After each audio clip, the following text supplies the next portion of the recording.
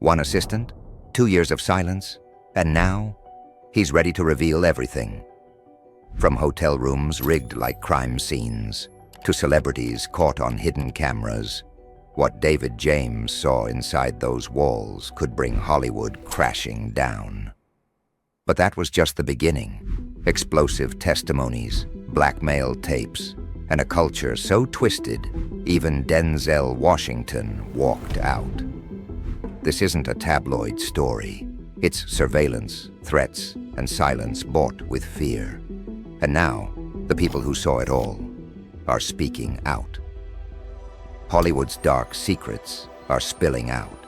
And trust me, what David James saw in those rooms is about to change how you look at every celebrity party from the last 20 years. Diddy's former assistant just walked into court and spilled everything. We're talking hotel rooms set up like crime scenes, celebrities caught on tape, and threats that ended with actual explosions. The internet thought they knew how deep this rabbit hole went. Turns out, they didn't even scratch the surface. What David James saw in those rooms is about to change how you look at every celebrity party from the last 20 years. The assistant's bombshell testimony. So, let's start with David James. This dude worked as Diddy's personal assistant from 2007 to 2009, and his job description? Yeah, it wasn't exactly what you'd put on LinkedIn. James just testified on day 7 of the Sean Diddy Combs case, and while he didn't personally witness Diddy hitting Cassie, what he did see is arguably just as disturbing. His regular tasks included setting up hotel rooms for these so-called freak-offs, and we're not talking about just fluffing pillows here. James told the jury his job was making sure Diddy had everything he needed: snacks, toiletries, and a steady supply of drugs like Viagra, ecstasy, and Percocets. But here's where it gets really twisted. James recalled one incident in Miami where Diddy asked him to bring an iPod to his hotel room. Since he had a key, he walked in when no one answered the door. And that's when he says he saw a naked man with a large ding-dong literally scurrying away while Cassie was lying asleep on the bed. Now, if you think that's bad, just wait. Because it wasn't just about what went on in those rooms.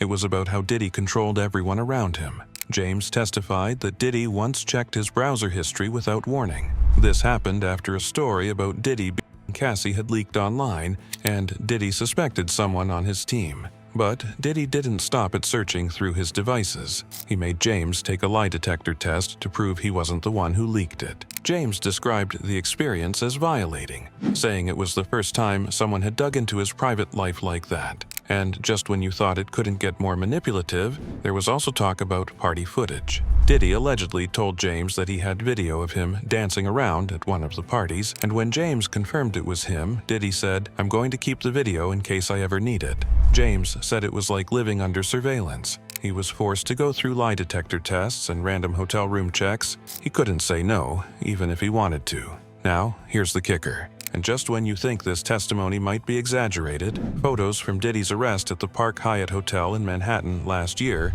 show a room fully set up for another freak-off. James had already described what went into setting up these events, and these pictures backed it all up. Baby oil, red mood lighting, hundreds of dollars in cash lying around, and bags filled with pink. All of it was there. On top of that, investigators found ketamine and MDMA, two drugs that line up exactly with what James said he used to bring to those rooms. The receipts were literally right there. But hold up, because if you think David James was the only one with stories, the second assistant drops even more bombs. Now, George Kaplan, Diddy's other former assistant who took the stand with even more explosive claims. Kaplan started by explaining how innocent things looked in the beginning. His job began with basic assistant tasks, grabbing snacks, buying toiletries, handling simple chores. But it didn't stay that way for long. The deeper he got into Diddy's world, the more intense things became. Soon, Kaplan was clocking 100-hour work weeks and making over 6 figures a year. That kind of pay might sound like a dream, but the job came with risky tasks. He wasn't just an assistant anymore, he was Diddy's bagman. And that bag, it carried way more than just office supplies. Kaplan described being handed a bag filled with baby oil, bottles of liquor, Astroglide, and a change of clothes. These were items meant for what Diddy called freak-offs. Kaplan said he made more than one of these deliveries. Eventually, he didn't need to be told what the bag was for. He just knew. And the way these sessions were set up, Kaplan said everything had to be done in total silence. Now, here's where it gets even more calculated. He testified that he was told to book hotel rooms under the fake name Frank Black, a nod to the notorious Big S alter ego. The alias was always used in advance of a freak-off. Kaplan would book the rooms just hours before the event, usually in high-end hotels with full privacy options. He also recalled how all the bookings and check-ins were kept as quiet as possible. It was all done to keep Diddy's name out of sight, even though everyone involved knew who the rooms were for. And when the freak-offs were over, Kaplan said that cleaning up after the events became a regular part of his job. After Diddy and his guests left, Kaplan would head back to the hotel suite and clear out everything. Gatorade bottles, empty liquor containers, and yes, a lot of baby oil. But Kaplan wasn't just making general claims. He named places. He specifically mentioned hotels like the SLS South Beach and the Intercontinental in Los Angeles as frequent spots for these setups. According to Kaplan, these weren't just random venues. They were carefully chosen locations where freak-offs were repeatedly held. And in one of them, the Intercontinental, Diddy was reportedly caught on camera assaulting Cassie. That detail matched up with earlier allegations from Cassie herself and gave Kaplan's claims even more weight. But here's what really shows you how systematic this whole operation was. Kaplan's role wasn't just about dropping things off or picking up after parties. He was part of the system built to protect Diddy's image. He said he often received orders directly from Diddy or from Diddy's chief of staff, Christina Koram, whether it was prepping a hotel room, managing logistics in a new city, or simply making sure no trace was left behind. Kaplan was expected to execute it all without hesitation. He described the routine like a job that demanded total loyalty and zero questions. And this wasn't limited to one city or a single team. Kaplan helped set up rooms across the country, from Miami to LA to New York. Wherever Diddy went, the system followed. Now, if you think the assistants were the only ones talking, inside the room, a performer tells all.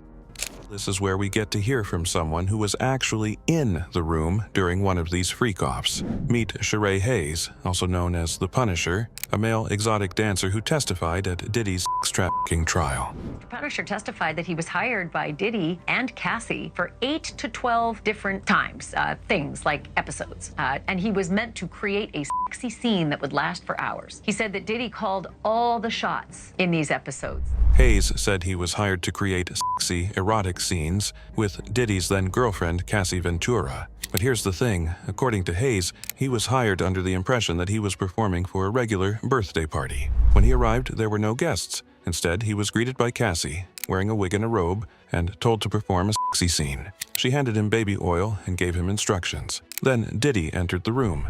Hayes says Diddy was completely naked except for a face mask. He didn't say a word. Instead, he sat in the corner, silently watching them perform. And then, he began pleasuring himself while instructing Hayes what to do.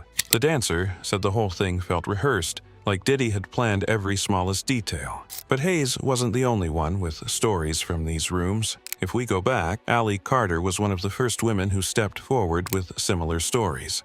Carter told us about Diddy. Allie Carter has spoke out so much throughout the years and told us exactly how all of this is connected.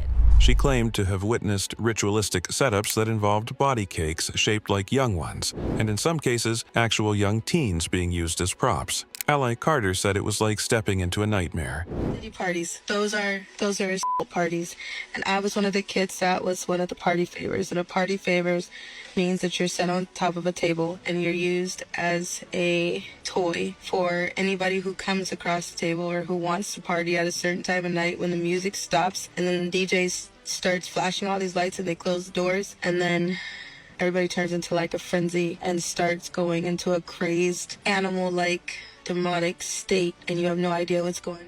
And if you're thinking this all sounds too wild to be real, Carter added one more detail that caught everyone's attention. According to her, even some very high-profile people were shocked by what they saw. One name in particular, Denzel Washington. In 2003, Denzel showed up at one of Diddy's parties, but didn't stay long. She said that after getting a glimpse of what was going on behind the scenes, Denzel walked out immediately. Reports actually confirm Allie wasn't lying. Denzel Washington and Sean Diddy Combs allegedly had their own private issues aired publicly more than 20 years ago. Washington stood up to the disgraced rapper at an all-night party in 2003. He was upset with Diddy filming everyone in his freak-off parties and then blackmailing them with compromising footage, but he had enough and confronted him. Shortly after the incident, Denzel and his wife left the party. Later, comedian Brandon T. Jackson shared a similar story. He said Denzel once warned him about those very parties. The quote, "Leave Hollywood parties before the devil gets there."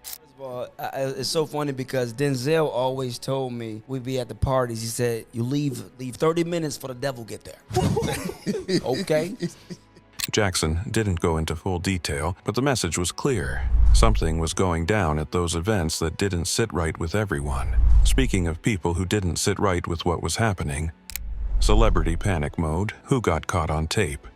As more stories surface, it's no longer just about Diddy's inner circle. Now, we're talking big names, viral footage, and growing panic among celebrities who may have been closer to the Diddy parties than they would like to admit. Let's start with some of the most eye-catching moments. There's actual video footage that reportedly shows Diddy in full costume, wearing a wig, while preparing for one of his freak-off sessions. This wasn't just a random dress-up moment. According to insiders, the wig and outfit were part of a bizarre setup where roles were assigned and scenes were acted out like some demonic show. But the real bombshell that shook the internet was linked to none other than Kim Kardashian. There's been buzz around a Christmas-themed freak-off where Kim allegedly appeared in a recorded tape. Even Khloe Kardashian has fed the fire. She once revealed in an interview that half the people were butt naked at a Diddy party she attended. Who was with you this weekend? A bunch of my friends. Diddy, Quincy, Justin Bieber, so far so good. Montana. Do you even know half the people you're naming? No. She didn't go to bed. I haven't been to bed yet. You haven't? I want to be Clay when I grow up, Court. I got on a plane at 5:30 a.m.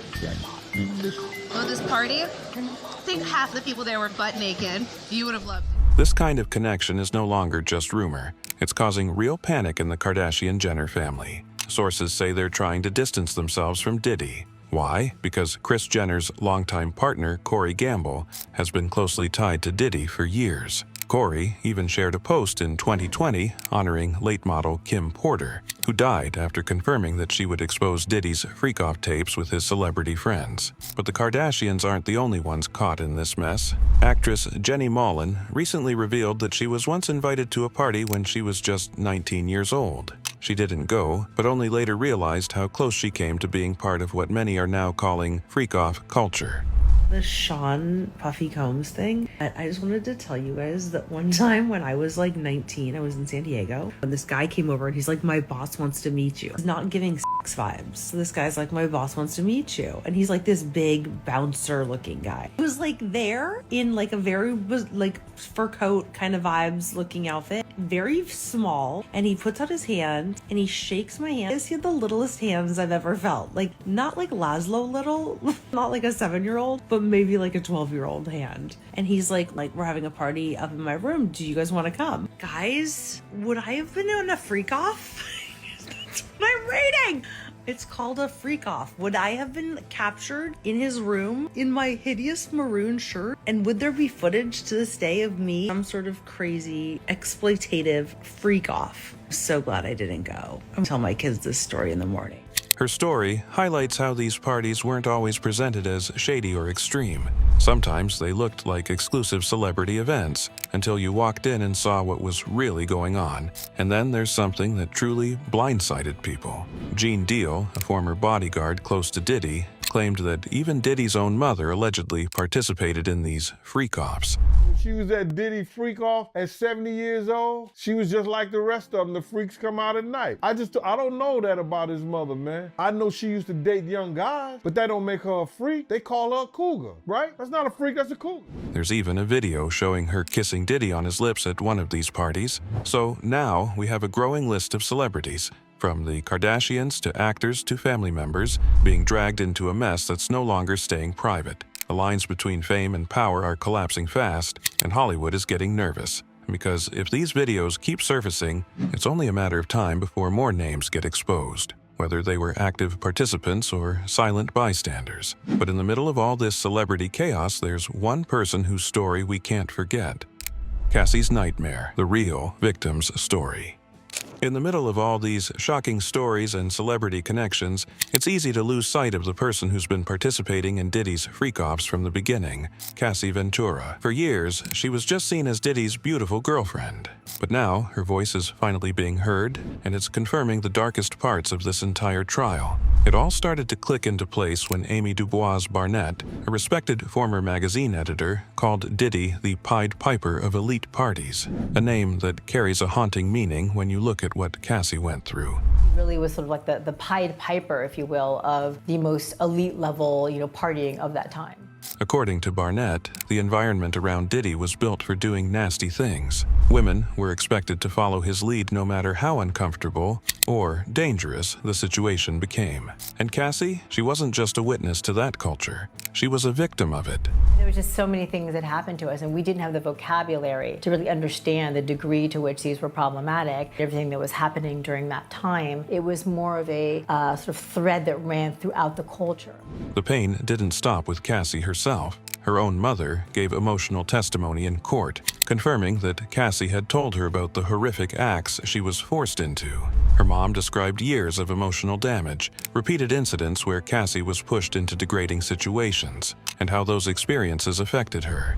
The Sean Combs trial, quick lunch break, only 30 minutes. Here's a quick recap. David James, his personal assistant, testified. Right now, they're currently in the middle of the testimony of one of the escorts, but the big witness, in my opinion, this morning was Cassie Ventura's mother, Regina Ventura. She talked about her concern as a mother after learning that Sean Combs had been physically abusive to Cassie in 2011. She talked about the photos that she took of her. She also talked about the fact she had to take a $20,000 home equity loan out of her house when Sean Combs demanded the money back because Cassie Ventura had started dating her now husband, Alex Fine. So he was upset that he paid for the trainer, and now Cassie was in a relationship with him. The big thing is she was not cross-examined by Combs' attorneys at all.